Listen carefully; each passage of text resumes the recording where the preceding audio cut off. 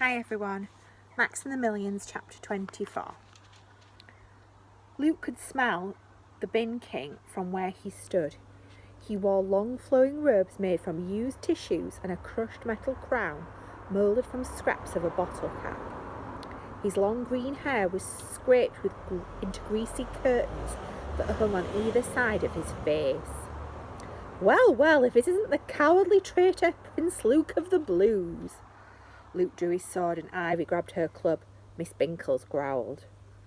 Careful now, laughed the Bin King. You wouldn't want your loyal subjects to come to any harm, would you? He nodded to the soldiers behind him. They parted, revealing a handful of blue prisoners kneeling in a circle of spears on the sand. One word from me and they're dead, said the Bin King. So choose your next move wisely, Prince Luke. Luke's eyes darted between the prisoners and the Bin King. His sword trembled in his grip. You have to listen to me, he said. This is all a mistake. I never told Giant to attack your warfly. The Bin King looked surprised. How odd. That's not what I've been told. He nodded to the soldiers again and they dragged Malcolm from the crowd of prisoners. His beard was torn and tattered and he was still wearing just his underpants. I'm sorry, Luke, Malcolm cried. They made me tell them everything. We found him wandering the desert, said the Bin King. He really has been most helpful, explaining all about your alliance with the one you call Giant and your quest to turn the Reds against us. Of course, all that stuff about you trying to sacrifice your people was my own embellishment. I hope you don't mind. Luke trembled with rage. What do you want, Bin King? The Bin King smiled. I should have thought that was obvious, Luke. I want to execute you in front of your people, after you've confessed to all your crimes, of course. Slaves are so much more servile when they realise their only hope is gone. With the Blues as a workforce, defeating the Reds will be easy. Ivy stepped forward. Good luck. The Reds will never be your slaves. The Bin King nodded. No, of course, I'm not going to enslave the Reds.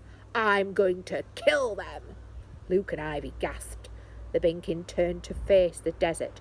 You see, there are things about the floor that only I know. For example, the bin is running out of food. There's only enough to keep the whole floor going for a few more days if we're lucky. The soldiers stepped forward, their spears levelled. Luke, Ivy and Miss Binkles flung themselves against the wall of the mountain.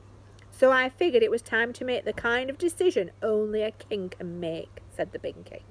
With the Reds gone, there'll be enough food to feed the Greens for weeks to come, and we'll have the Blues as our slaves. A perfect solution, don't you think? You monster, sneered Ivy. Don't you realise how pointless this is? Even without the Reds, the food's going to run out eventually. Luke stepped forward. She's right, Bin King. We can work out another way, one for all the tribes to survive. The Bin King chuckled. Perhaps, Luke, but you're forgetting something important. I've tasted power. True power. I took on Demon and I won. Soon I'll roll the entire floor and the Great One himself will bow down to me. And the only thing that stands in my way is you. The soldiers grabbed Luke and Ivy. They thrashed and fought with all their might, and Miss Binkles even managed to kick a few soldiers to the ground, but they were quickly overpowered. The Bin King leaned close, enveloping them with his stink. Confess, he said. Tell your precious Blues it was you who summoned Demon, you who tried to sacrifice in them. Tell them that I am the one true king and to bow down before me. Never, said Luke. We'd rather die. To be honest, said Ivy. The Bin King was very impressed. Very noble. Unfortunately, I really do need you to confess before I kill you. Otherwise, it'll make things tricky later on. He turned to his soldiers. Let's ramp things up a notch, guards. Cut off Malcolm's head. A soldier lifted Malcolm's head by the beard and raised his sword. No, cried Luke. A horn blasted from the top of the dunes and another one sounded and another until the entire valley rang out with a single note that vibrated in the air like sunshine. The executioner stopped mid-swing. It's the Red Army, cried Ivy. The valley top around them glowed like fire. On every side stood thousands of Reds waving flags, shouting battle cries. A single figure descended into the valley on fleaback, a woman in a bright red tunic, her hair braided into a razor-sharp plait that wound around one arm. "The Red Queen," said Ivy. "Look, we're saved." The Red Queen left off her fleet and faced off against the Bin King, her eyes burning with a fiery red. "It's over, Bin King," she announced, her voice hard as flint. "We have your army surrounded. Your reign of terror ends here." The Bin King yawned. "Oh, does it? I'd have thought that my hundreds of warflies would easily overpower your mob of untrained savages."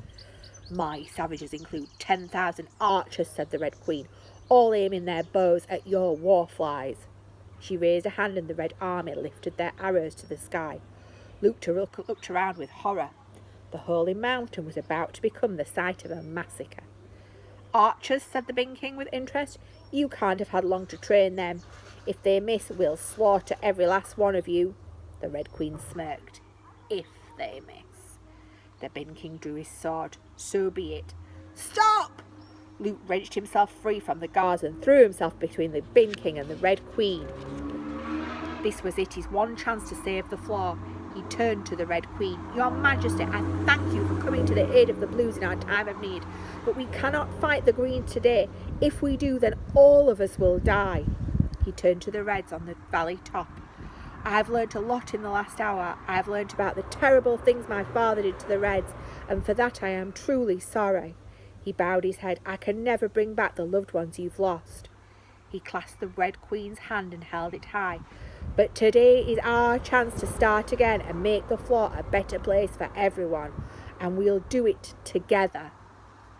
Together we can choose peace over war. Together we can live side by side and—" The Red Queen snatched her hand back.